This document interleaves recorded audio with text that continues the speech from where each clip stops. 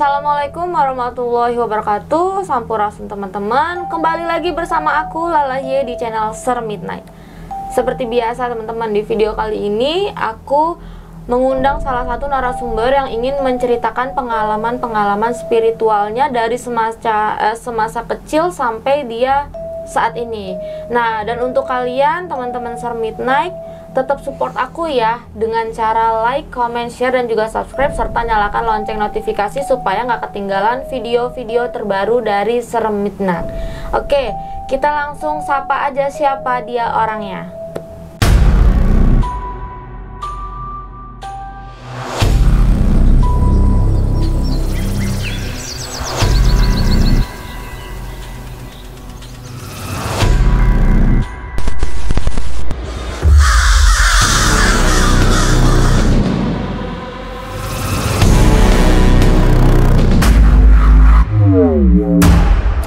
Oke teman-teman, kita langsung sapa aja siapa orangnya. Hai Kak. Hai, namanya siapa Kak? Nama aku Eja, aku dari Serang, Banten. Nah, kalau boleh tahu nih Kak, kakak kan datang jauh-jauh dari Serang, Banten ya. Uset, jauh banget guys. Pengorbanan, katanya naik kereta ya. Bener-bener naik kereta. Nah, terus kakak nih datang ke studio Ser Midnight untuk menceritakan pengalaman dari kecil. Nah, kalau boleh tahu tuh tentang apa? Sebenarnya tentang tante aku sih, dan yang ngerasain banget itu mamaku. Aku kayak cuma saksi doang. Oh, dia pernah tinggal di rumahku, pernah kerasukan juga, jadi pernah gak bisa dilepasin selama 1 bulan itu. Oke, tahan dulu, nggak usah lama-lama deh, kita dengar ceritanya dari awal. Jadi settingnya itu tahun 2006. Masih kecil kamu? Masih kecil, aku masih SD. Jadi waktu itu tuh tante aku tuh penelusuran ke goa daerah Dago, Bandung. Oh, di Bandung. Kan sebelumnya aku di Bandung tuh. Jadi waktu itu tante aku penelusuran sama 7 orang temennya. Itu kayak wisata horor gitu loh. Iya, wisata horor. Terus sama ada salah satu dari mereka itu bisa ngelihat, oh di situ ada situ. Jadi kan yang lainnya ikut kayak penasaran gitu kan, kayak Lala aja bisa lihat kan. Terus kayak ada temennya, emang kayak gimana sih, kayak gimana. Nah, tante aku tuh termasuk orang yang penasaran juga. Akhirnya sama yang ngedampinginnya itu, dia minta bisa dibuka aja nggak ininya, mata batinnya. Itu yang minta tante kamu?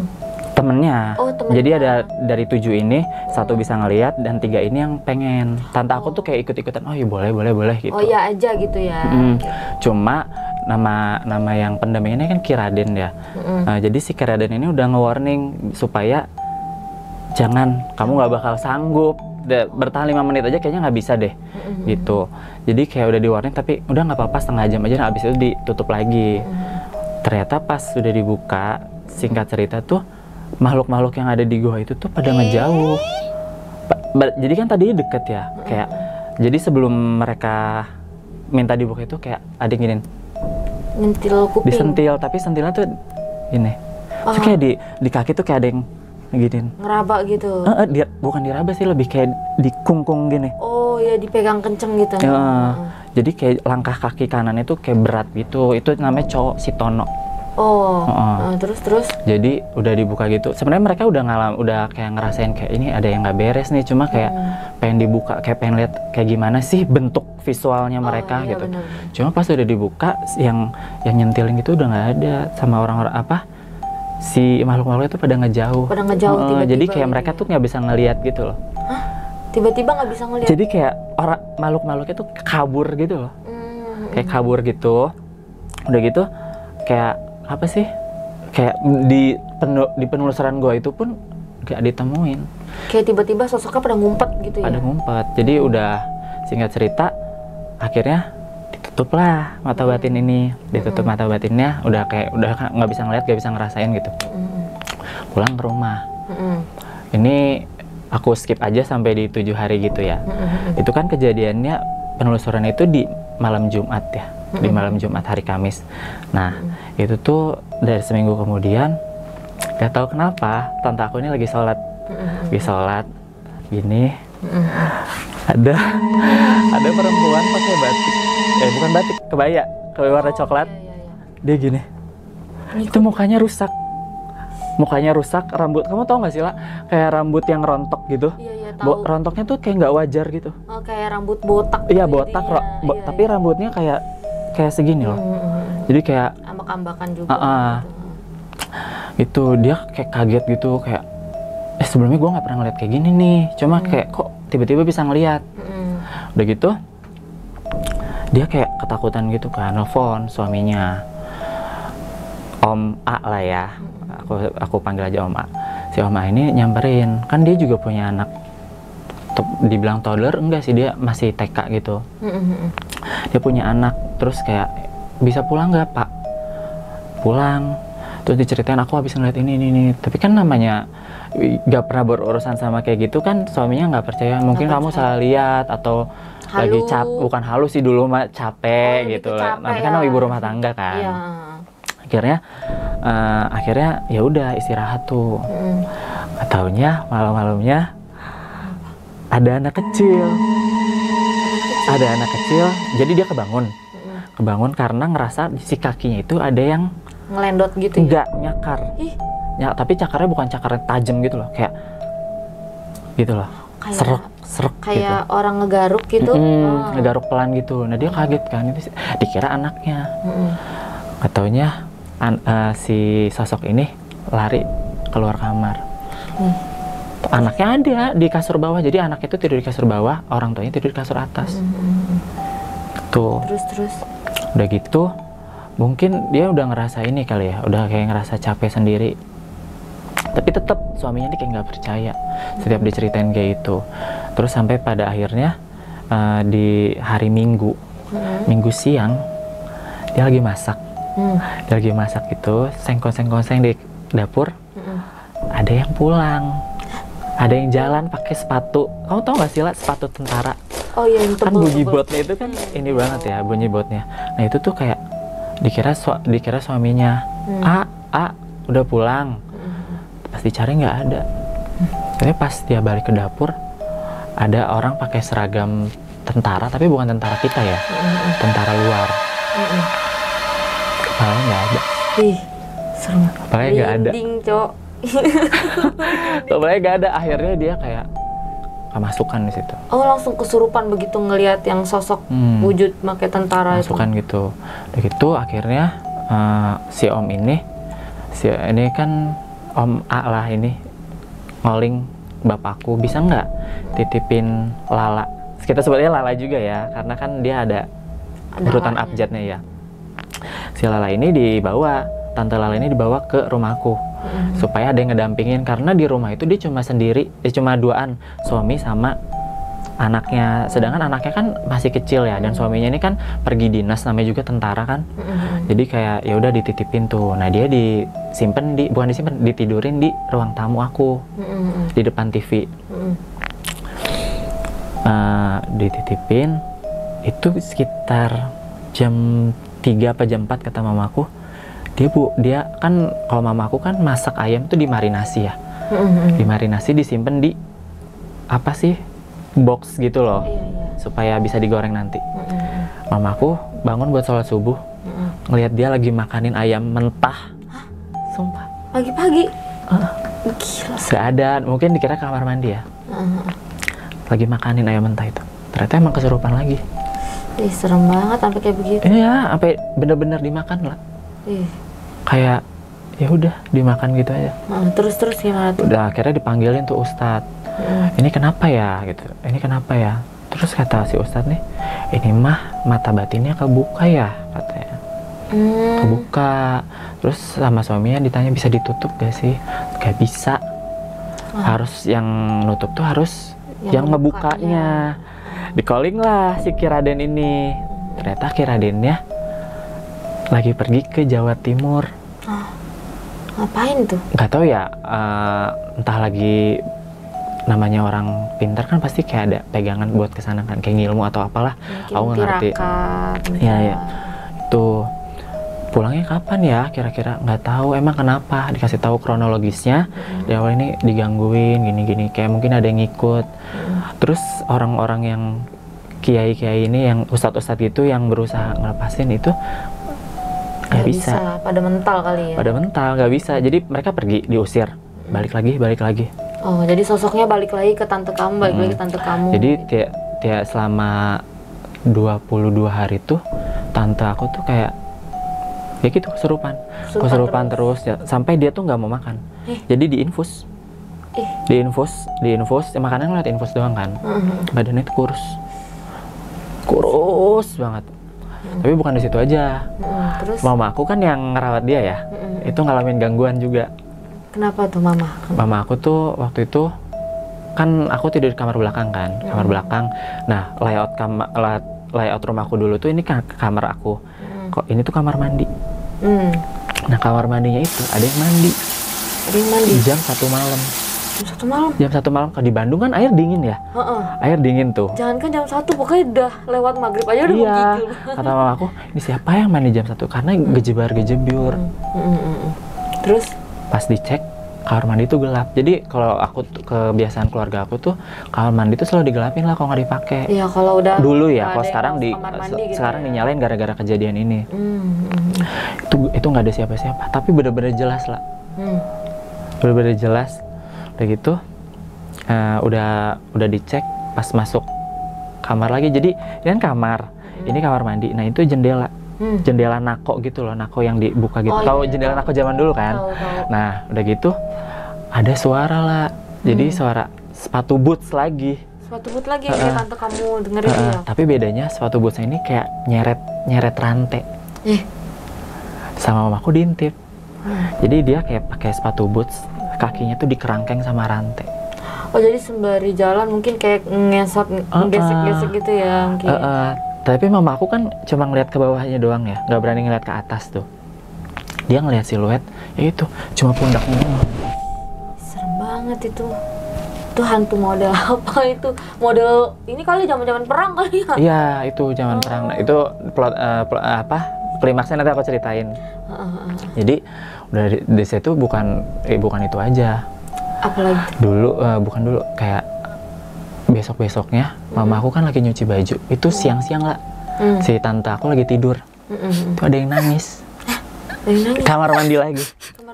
Kamar mandi lagi itu suara perempuan. Sedangkan anak-anak pada sekolah. Iya. Anak-anak pada sekolah, termasuk anak tante aku kan juga tinggal di situ kan. Itu pada sekolah. Pasti buka nggak ada. Cuman ada mama kamu sama tante dong pastinya. Gitu loh. Tante tidur. Iya, kan dapur aku kan ada jendelanya gitu kan. Ya itu diliatin si mbak-mbak pakai kebaya muka rusak gitu. Oh, yang ngikutin tante itu ya kayaknya ya. Ih, serem banget. Kayak udah sampai sana, mamaku ngelihat anak kecil juga. Dia bawa tahu nggak sih, Lala, karung terigu zaman dulu kan itu terbuat dari kain kan. Itu jadi boneka gitu. Hah? Iya, jadi boneka. Jadi kayak boneka gitu kan. Kata mamaku, "Ya, boneka siapa ya?" Kata mamaku pas diangkat tuh anak kecil lari. Di depan mamaku. Tiba-tiba sekelebat gitu lari. Anak kecil lari. Itu tuh anak kecil umur 4 tahunan deh kayaknya. Terus Lari itu masuk ke gudang. Jadi dapur sebelumnya kan dapur ya, sebelum diperluas lagi. Dapur cuma dapur karena dapurnya udah nggak kepake dijadiin lah gudang. Lari ke situ, sedangkan gudang-gudang itu isinya kayu lah. Iya. Dari situ tuh anak mama sekecil itu masuk ke situ gitu ya. Nah, jadi kan nggak logis kan. Jadi kayak mamaku kayak ya udahlah, manggil orang pintar lagi. Ternyata emang ada tiga sosok itu. Si hantu tentara tanpa kepala, nenek, bukan nenek, nenek yang cewek itu, yang perempuan muka rusak, sama satu lagi anak kecil. Udah, singkat cerita, datanglah Ki Raden ini. Setelah 25 hari itu dia datang.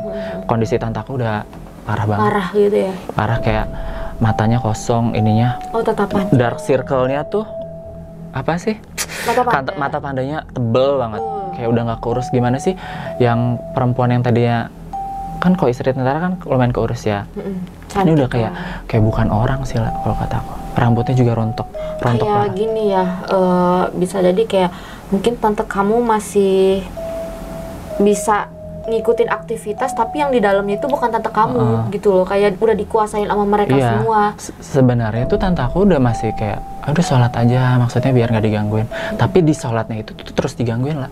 Entah sama anak kecil yang tiba-tiba meluk pas dia lagi gini, ruku gitu ya. Dia tuh anak kecilnya gini. Langsung di bawah kita, jadi dia meluk ininya nih. Iya tahu. Langsung kayak gini ya.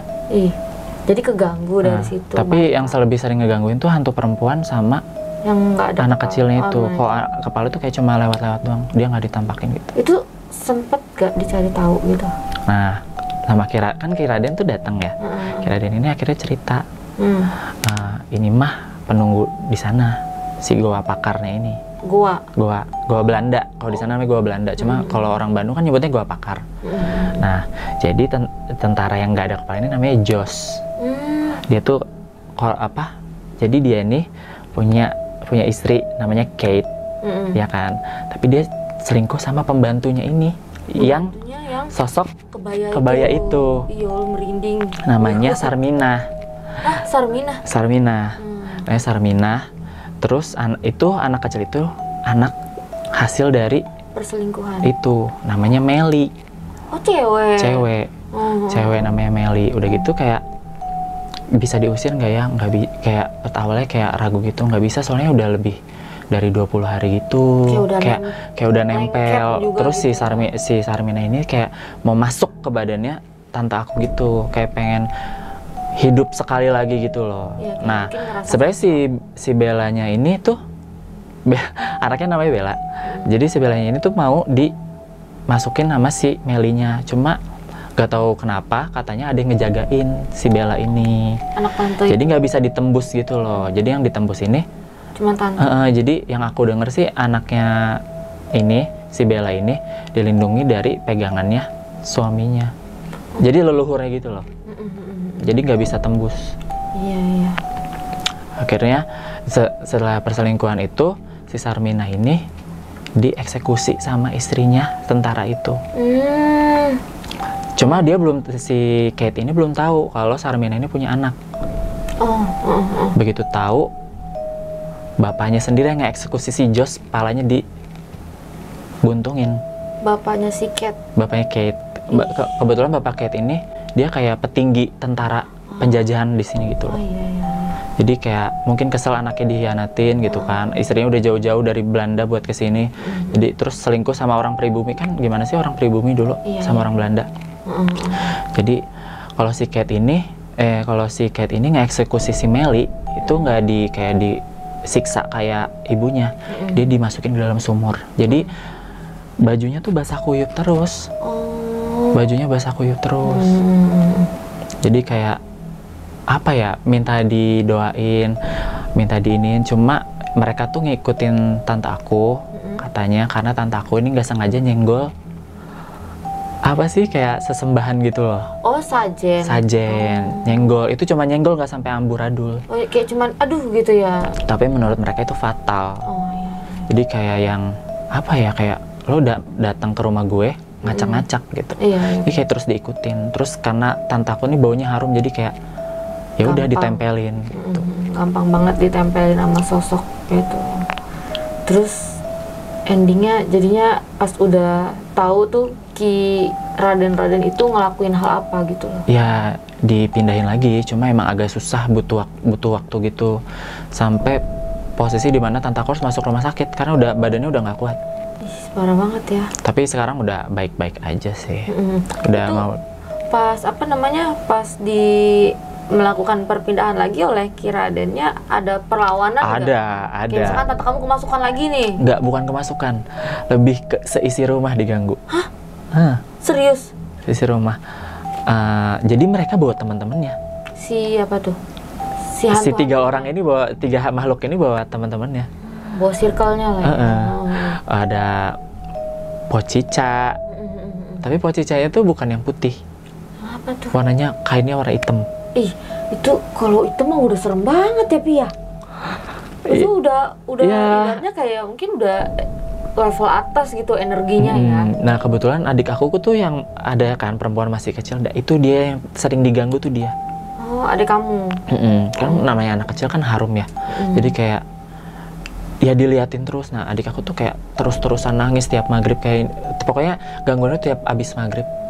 Ih serem banget ya. Sampai pernah lagi mandi, adik perempuan aku rambutnya diginiin. Hah? Dijambak? Dijambak. Coba bayangin aja energinya sebesar apa. Iya sih, itu mah parah banget. Diteror sama sosok seperti itu ya. Dia kira tuh ketarik apa, cuma waktu itu kan aku emang lagi nggak di rumah. Adik aku nih ceritanya sama mamaku. Mamaku kayak sebenarnya banyak teror gitu, cuma mamaku nggak nyeritain detailnya, kayak cuma ke arah yang lebih gangguan fisik sama penampakannya aja. Gitu. Terus sering juga sebelum pemindahan itu tuh rumah diketok. Ketoknya tuh bukan kayak orang bertamu, kayak orang mau ngelabrak. Dok, dok, dok, dok. Itu jam 9 malam, jam 10 sampai jam 11. Wah, itu berturut-turut ya berarti? Ya berturut-turut, pokoknya kayak sebelum pemindahan itu kayak banyak gangguan gitu. Anaknya juga sebenarnya ngelihat, cuma kayak ya oh ada pocong gitu, ada kayak dia bukan pocong sih ngomongnya, kayak yang dibungkus-bungkus gitu. Iya, Ya pocong. Pocong yang dibungkus, iya. Kayak gitu, serem banget. Terus pas udah kan akhirnya nih sembuh ya kan, itu masih ada teror sedikit demi sedikit gak? Gitu? Bukan teror sih, cuma lebih tepatnya tante aku tuh mata batinnya bukan nggak bisa ditutup sempurna ya, dia udah bisa ditutup, cuma dia kadang kalau lagi capek atau lagi stres dia bisa ngeliat. Oh, jadi pas dalam keadaan kondisi down dia bisa ngeliat jelas banget. Cuma untuk yang kayak gitu-gitu, kayak yang menyeramkan kayak yang penunggu gua tadi itu nggak ada. Udah nggak ada ya, berarti udah bener-bener dipagerin gitu. Jadi aku dengar suara. Suara apa? Nah, kan tadi kamu udah ngomong yang Ki Raden itu datang setelah 25 hari. Terus itu dia ada ngelakuin apa gitu? Apakah ritual atau pemageran segala macam? Ritual mah udah pasti ada ya. Jadi kayak dari hari pertama setelah dia ceritain kronologis si Sarminah ini, si Jos ini, Meli sama Kate ini, dia berusaha magerin dong. Karena 3 sosok ini tuh berusaha manggil makhluk dari luar itu kan. Jadi kayak terus berdatangan gitu, nggak cuma si Poci sama Mbak kayak ini, demit-demit lain pun ada. Kayak yang kayak laki-laki yang badannya ular itu ada. Tapi dia kayak cuma di luar doang. Adik aku sama si anaknya ini yang lihat, Bella ini yang lihat.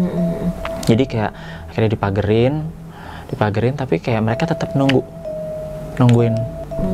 Karena nungguin di depan rumahku. Nungguin di depan rumahku gitu. Jadi kayak karena 3 sosok ini masih di dalam rumah, dia nggak keluar. Jadi tapi dia terus manggil makhluk-makhluk lain tuh datang ke situ. Biar kekecoh nggak sih si Ki Raden ini kayaknya sih kayak gitu, biar fokusnya kepecah ya. Tapi ya tetap nggak bisa masuk karena kayak menurut aku bariernya kuat gitu loh, penghalangnya kuat juga kan. Jadi kayak ya udah yang ngegangguin tuh yang 3 makhluk itu doang.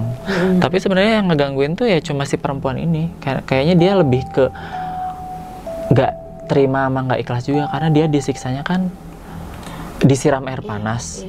Terus mukanya kayak apa ya?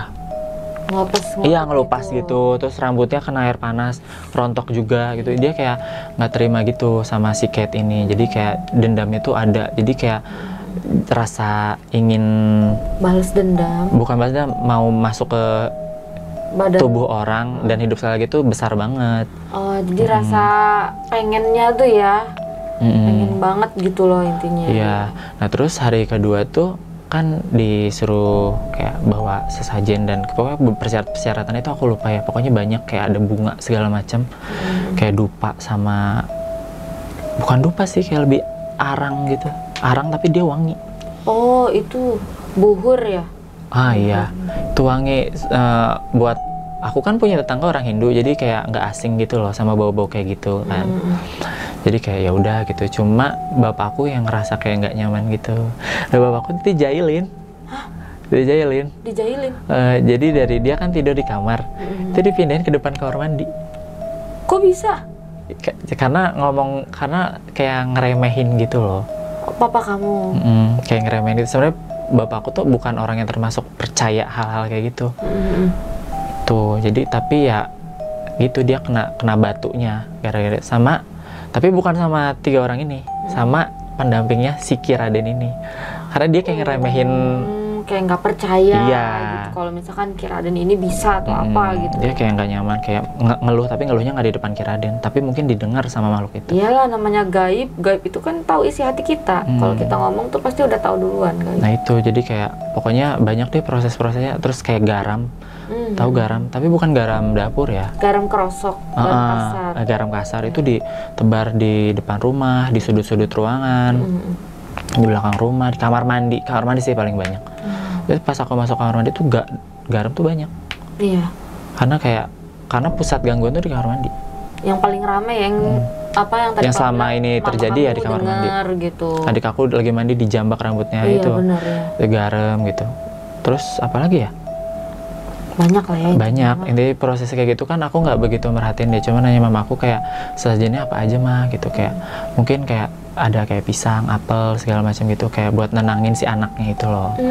Karena anaknya suka gangguin orang sholat. Ternyata anaknya ini bukan gangguin kita doang. Masa? Maksudnya bukan gangguin keluarga ini doang. Dia sempat mampir ke tetangga. Hah? Sempat mampir ke tetangga. Udah kira itu si anaknya tantaku ini, si Bella ini. Ternyata bukan. Oh, berarti tetangga juga bisa sampai ngeliat gitu, energinya bukan? Energinya gitu, karena itu kan rumah aku tuh bukan rumah yang kayak misah gitu loh. Jadi kayak rumah tentara kan, nempel gitu kan. Iya. Itu rumah aku tuh diapit sama 2 rumah lainnya. Jadi kayak si hantu Meli ini tuh, sosok Meli ini tuh ganggu ke sebelah. Oh iya, jadi dengan ya? Dan percaya nggak sih, dia lewat tuh basah lantai. Ih, itu beneran kayak gitu? Beneran basah. Becek. Berarti itu emang bener-bener energinya bukan kaleng-kaleng. Gaibnya itu udah, ya mungkin itu udah berapa ratus tahun ya, mungkin selama dulu itu. Kayaknya dari zaman Belanda deh. Ya, mungkin yang dulu-dulu juga pernah kan, gitu. Mungkin kita nggak tahu kan. Terus prosesi hari ketiga tuh, ini si Ki Raden ini bawa 2 orang. Bawa 2 orang? Bawa 2 orang, karena kan dia buat megangin ini ya. Karena dipegangin sama kita tuh nggak bisa. Megangin siapa? Tahu nggak tenaganya tuh? Kayak tenaga, bukan tenaga orang. Megangin tante aku. Dia tuh kayak gini aja tuh kita kayak kehempas, bukan nggak mental yang kayak lebay gitu ya. Cuma kayak yang kitanya kayak kalah gitu, kayak chaos. Padahal dia tuh posisi udah kurus banget. Udah istilahnya kita ngeliat udah ngedrop banget lah. Udah ngedrop, tapi mau gerak pas dipegang buat didoain tuh nggak bisa. Kayak dia bawa orang. Jadi si orang ini tuh megangin kaki sama tangannya. Jadi kayak 2 gini pegang. Tapi anehnya orang itu kuat. Sedangkan bapakku kan badannya gede ya. Bapakku badannya gede, Om A ini badannya gede. Itu kayak nggak kuat, tentara loh itu. Kalah sama bukan kakek sih, kayak umur 50-an itu kalah. Dan kakek-kakek ini badannya kecil. Ya berarti itu kakek-kakek punya pegangan. Iya, punya pegangan. Makanya kita juga aneh kok bapak sama om nggak kuat ya. Tapi sedangkan kayak yang udah si berumur ini bisa gitu. Itu pokoknya lama, makan waktu 1,5 jam. Kita yang anak-anak di luar kan, cuma orang-orang dewasa itu sambil doa-doa gitu, kata mamaku gitu kan. Akhirnya begitu prosesi selesai, itu darah dari mulut sampai hidung tuh keluar semua. Tiba-tiba keluar kayak gitu? Itu banyak kok. Kalau pokoknya sampai si kasur itu tuh banjir gitu loh. Banjir darah gitu. Dan menurut mamaku kasurnya udah nggak dipakai, dibuang karena udah nggak bisa dibersihin kasurnya. Iya. Banyak banget deh kayaknya. Darah mungkin dari ini kali ya, tante kamu tuh maksudnya kalau proses pengeluaran kan biasanya sosok astral itu kayak dihancurkan, dihancurkan dengan bacaan-bacaan ayat-ayat tertentu, terus kita tarik dari ulu hati sampai keluar kan. Biasa kadang ada orang yang oe-oe gitu, dan itu nggak semuanya berdarah. Kalaupun berdarah ya itu mungkin memang udah parah banget gitu, kayak gitu biasanya. Ya udah, prosesi keluar darah itu dimandiin pakai air kembang juga kan. Setiap 1 jam sekali. Iya, air kembang sama pokoknya gimana sih air kembang yang ada pandan-pandan itu, tahu kan? Iya tahu. Nah itu sama air mawar buat cuci muka gitu. Ya itu kayak udah itu ada yang berusaha masuk lagi. Tapi bukan tiga makhluk ini. Beda lagi. Jadi kayak tahu nggak sih, pernah dengar gak kalau orang yang udah pernah dimasukin si ininya tuh kayak ibarat resleting dia nggak buka, jadi kayak mancing yang lain buat masuk. Disebutnya iga jarang. Oh, iga jarang namanya. Iga jarang. Jadi kayak misalkan contoh kamu udah kemasukan lebih dari 3 kali, itu sosok tuh ngeliat, oh nih orang badannya bisa nih jadi medium shape. Jadi ntar kayak pelan-pelan nyaru yang tadinya kamu lagi bengong atau lagi main HP, tiba-tiba langsung kayak nyaut omongan kita, tapi itu kayak bukan kamu, kayak lebih tegas sedikit, jadi kayak nyaru gitu loh. Kayak gitu. Iga jarang, jadinya gampang banget, bengong dikit kemasukan, lengah dikit kemasukan, kayak gitu. Cuma yang masukin kali ini nenek-nenek. Oh, yang terakhir nih Nenek-nenek. Terus? Tapi dia kayak gampang buat dilepas gitu loh. Tapi terus ada yang masuk terus, nenek-nenek. Iya. Terus kayak perempuan apa ya, badannya tuh kayak rusak sebelah.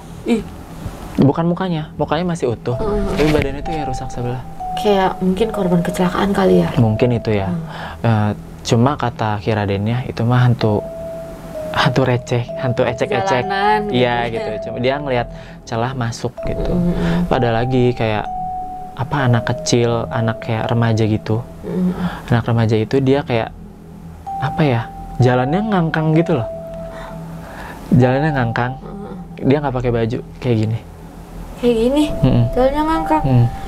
Sosok apa itu? Aku belum pernah nemuin. Nah udah gitu serem banget pasti. Aku nggak diceritain ya itu sosok-sosoknya dari mana. Cuma setiap ini, pokoknya setiap tante aku kerasukan lagi, Kiraden ini nelfon, ada yang masukin lagi ya. Ya itu mah bentukannya gini gitu.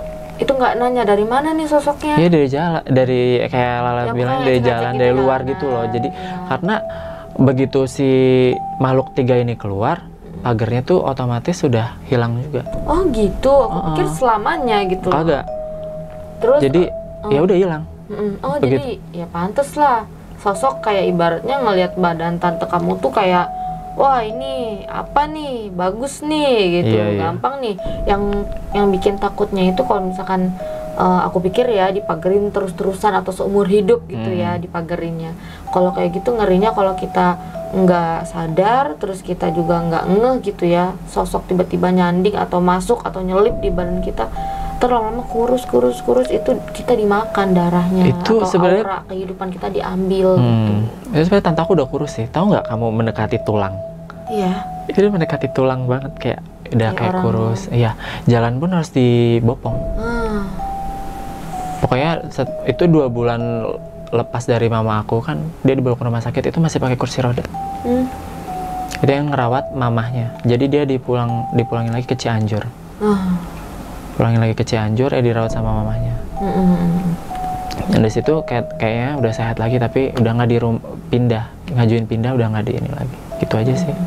Berarti sekarang tante udah ini ya? Udah alhamdulillah sehat. Udah ibaratnya udah bener-bener ini badannya tuh nggak kemasukan lagi. Cuma dia masih kayak bisa ngerasain, masih bisa ngeliat juga, kayak balik tadi kayak ketika dia capek, ketika dia stres, dia bisa ngeliat. Iya biasanya gitu. Kalau misalkan orang yang mata batinnya udah kebuka, terus atau mungkin memang dia murni bawaan dari lahir gitu ya, dikasih kelebihan, terus ditutup nih ibaratnya, itu nggak bakalan bisa mau sampai kapanpun. Kalaupun ibaratnya bisa ya pasti kayak kita kalau ngeblur aja ngeliat orang, mata kita minus nih dari jauh, siapa sih kayak gitu, kayak begitu. Atau enggak kayak itu asap, atau ada itu ada cahaya siluet, ada yang lewat sekelebat, paling kayak begitu.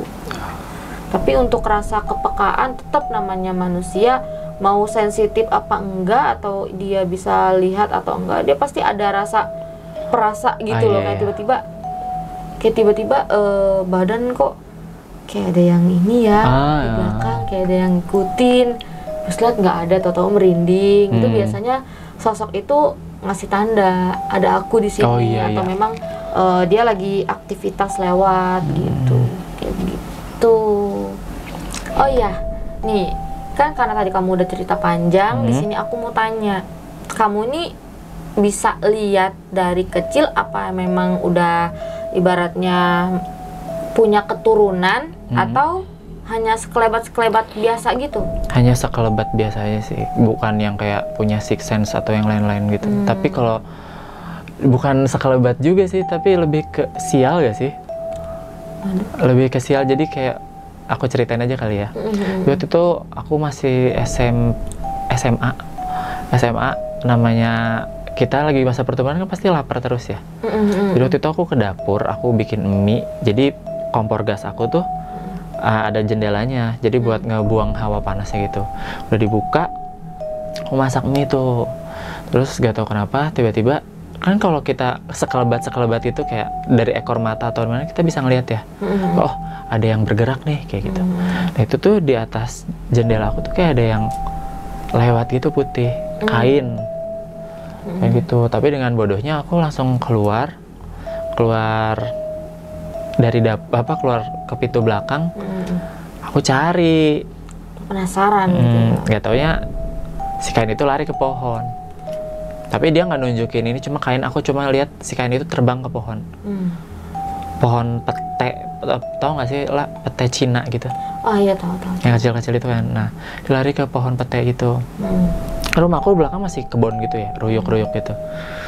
Tuh, itu di situ masih kayak, mungkin salah lihat gitu. Sampai besoknya aku lagi main warnet tuh ya. Tiba-tiba badanku panas. Itu pada saat kamu umur? Aku SMA kelas 2. Berarti kamu itu maksudnya kayak dikasih penglihatan seperti itu dari kecilnya itu pas masih SMA? Bukan aku dikasih penglihatan sih, kayak balik ke kata aku tadi, kayak itu posisinya lagi sial aja. Emang dia lagi di situ, terus aku buka jendela. Jadi pada SMA itu barulah dari situ sering banget ngerasain. Oh gitu, iya ya. Terus berarti kalau untuk pengalaman pribadi kamu sendiri, selain yang tadi kamu omongin tuh yang pas kamu lagi masak, tuh ada lagi nggak? Apa sebelum datang ke studio nih ngalamin hal mistis gak? Oh, tahun baru aja sih. Tahun baru kemarin, aku nginep di rumah teman. Nah, nginep di rumah teman itu, teman aku lagi ibadah ke pura yang di Bali. Di Bali, yang di Bogor. Oh, di Bogor. Kan dia Hindu. Aku sendirian, dia udah ngasih tahu supaya kalau ada dengar suara itu, aku nggak ngerespon. Ketaunya ada suara anak kecil itu jam 2 setelah jam 2 itu aku lagi scroll webtoon kan. Itu ada suara-suara anak kecil di depan jendela kamar. Jadi jendela kamar itu terlalu dekat sama posisi kasur, jadi kayak aku tuh lihat itu kayak bayangan anak kecil. Kayak bayangan anak kecil gitu. Cuma aku inget lagi kata temen aku, kalau ada sesuatu jangan ditanggepin, jangan iniin gitu. Karena aku inget-inget aku pernah kayak gitu, terus aku jadi sakit. Terus sama kayak aku mikir juga, mana ada sih anak kecil keluar jam 2 pagi kayak gini. Gitu. Oh, itu teman kamu sembahyang itu jam 2 pagi? Enggak, dia jadi di tanggal 1-nya itu dia pergi. Aku di tanggal 1 masih di rumah dia. Aku pulang di tanggal 2. Tanggal 2 dia pulang. Iya. Nah siangnya aku lagi mandi, aku dengar suara temanku, Ja. Itu benar-benar jelas. Aku sampai manggilin gitu, dik apa gitu. Udah pulang. Ternyata pas aku keluar gak ada orang. Setelah itu masih terus aja berarti ya kayak gitu. Kayak cuma untungnya sih masih kayak suara-suara sekelebat lihat aja. Kalau buat diliatin kayak gitu kayaknya aku nggak bisa deh. Enggak sih. Karena baru kali ya, bagaimana? Bukan pingsan, nggak tahu, kayaknya gampang kerasukan deh. Oh, gampang juga bukan kalau ini lagi kan makin dewasa makin banyak pressure gak sih? Jadi kayak makhluk-makhluk kayak gitu jadi seneng gitu makanin energi kita, kayak capek kita, kesel kita sama orang. Benar-benar. Ya udah, berarti memang Kak Eja ini dari SMA ya, lebih tepatnya merasa sial bisa melihat sosok astral sampailah saat ini. Sampai tahun baru kemarin mungkin kena gangguan sedikit. Mungkin udah cukup ya cerita dari Kak Eja. Oke teman-teman, cerita dari Kak Eja ya. Kak Eja udah sampai sini. Itu udah bener-bener dari awal aku dengar sampai ending aku sempet ada interaksi ya, nggak tahu memang energi atau memang sosok sekitar sini yang menyerupai. Tadi aku sempet di belakang kamera aku ada ngomong, tadi ada suara, itu kayak ada suara yang itu jauh banget suaranya, tapi sosoknya ada deket sini. Cuman aku berusaha cari kayak di mana nih, nggak ada, dia kayak kabur-kaburan. Itu dia ngomong hai, tapi nggak yang hai, nggak gitu, tapi dia hai, cuma gitu doang. Tapi itu jauh banget suaranya. Kalau jauh berarti deket ya sih? Iya, kalau suara jauh sosoknya deket. Maka tadi sempat aku tuh rada-rada ngeblank mungkin ya. Iya, aku lihat.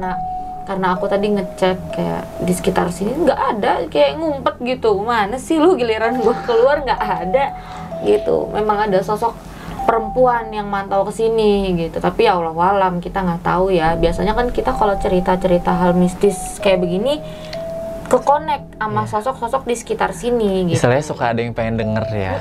Kayak ngobrolin apa sih? Oh, dia ngobrolin ini, ntar dia jadi cosplay. Iya. Cosplay yang hantu yang lagi kita ceritain gitu. Oke teman-teman, cerita dari Kak Eja cukup sampai sini. Buat kalian yang punya pengalaman mistis atau punya cerita yang mau di-share ke Serem Midnight, boleh aja langsung hubungi kita ke DM Instagram @seremmidnight. Dan buat kalian juga tetap support channel aku dengan cara di like, comment, share, dan juga subscribe, serta nyalakan lonceng notifikasi supaya nggak ketinggalan video-video dari aku. Oke, sampai ketemu di episode berikutnya.